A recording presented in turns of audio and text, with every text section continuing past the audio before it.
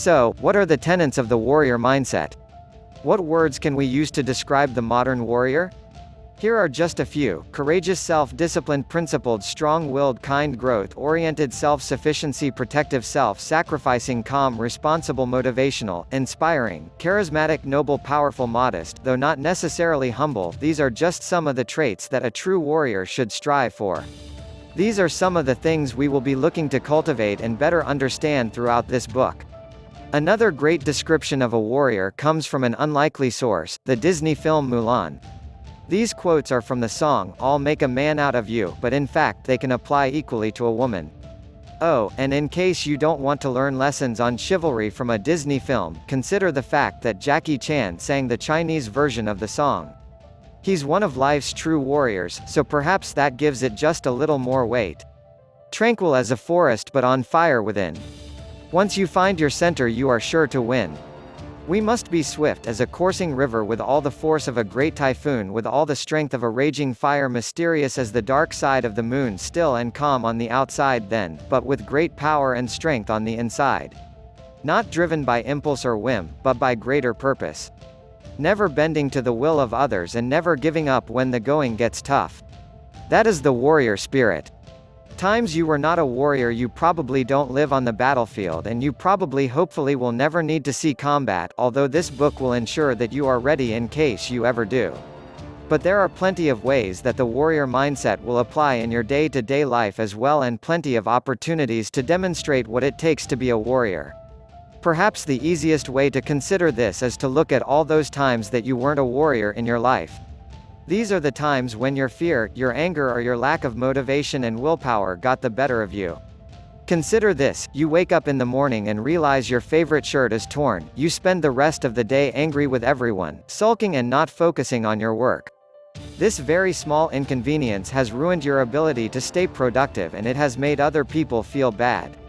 It's raining out, so you call off your plans to visit your friend down the road, who you know was looking forward to the get-together. You're trying to lose weight but you're low on energy, and so you eat a large piece of cake.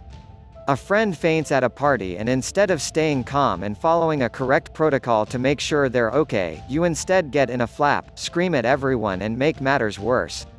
Your boss needs you to complete an assignment before you go home. You resent the idea of staying later and you're feeling tired, so you rush it and put in less than your best work. You have been telling friends for years that you're going to write a book and that it is your dream to become a published author. You get home and the first thing you do is crash on the couch and watch trashy TV. You break a glass in the kitchen, and when your partner asks who did it, you blame your friend who was round the other day. You get into a physical altercation with someone in the street and run away, leaving your friends or family to deal with the danger on their own. You are getting onto a train, and instead of letting the elderly lady on in front of you, you push ahead. Your friends are peer pressuring you into smoking weed and accusing you of not being fun. Smoking weed is something you have no interest in this hypothetical situation, but you let yourself get talked into it for fear of appearing lame. You are happily married when an attractive man makes their move on you. You give in to your momentary impulse and you sleep with them, effectively wrecking your relationship with not only your partner but your children as well. You are unhappy in your relationship or job, but you stay in it because you don't have the heart to tell the person, or you are too afraid of what the future might bring. Some of these examples are more extreme than others. Of course, there is a big difference between eating ice cream when you really shouldn't and being swayed by hate speech. And occasionally losing your cool is normal. But while these points might all seem very different, they essentially come from the same thing: weakness. Weakness is often the source of our problems and even of evil. Weakness means giving in to things we know aren't right, or making excuses and putting off our goals. Now let's look at how someone strong might approach the same issues. You wake up in the morning and realize your favorite shirt is torn. You shrug and wear something else, recognizing this as a very small issue in the grand scheme of things. It's raining out and you don't feel like going out. But you know it's the right thing to do, so you man up and you go. You're trying to lose weight but you're low on energy. You dig deep, find that fire within and head to the gym. A friend faints at a party and you remain calm, cool and collected. You assign jobs to people and check they're okay. Your boss needs you to complete an assignment before you go home. You resent the idea of staying later and you're feeling tired, but you complete the work to the best of your ability nevertheless. You speak to your boss about not putting you in that position again.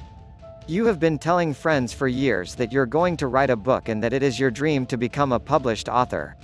You get home and resolve to write 2 pages a night.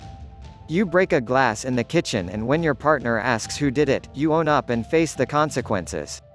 You get into a physical altercation with someone in the street. You make sure your family and friends are safe while trying to calm the situation as best you can. You are getting onto a train and you always stop to let the old lady on first. And the old man. And anyone who was there first. Your friends are peer pressuring you into smoking weed and accusing you of not being fun. If you want to, you do it. If you do not, you do not. You are happily married when an attractive man makes their move on you. You have control of your feelings, so you turn them down. You are unhappy in your relationship or job, so you discuss that unhappiness with the other party and look for ways to improve the situation. That might mean finding a new job or ending the relationship, but it is better than dragging it out. The warrior is mentally and physically strong, and this allows them to stick to their code of ethics and to work toward their vision for a better future, instead of doing what makes them feel good in the short term.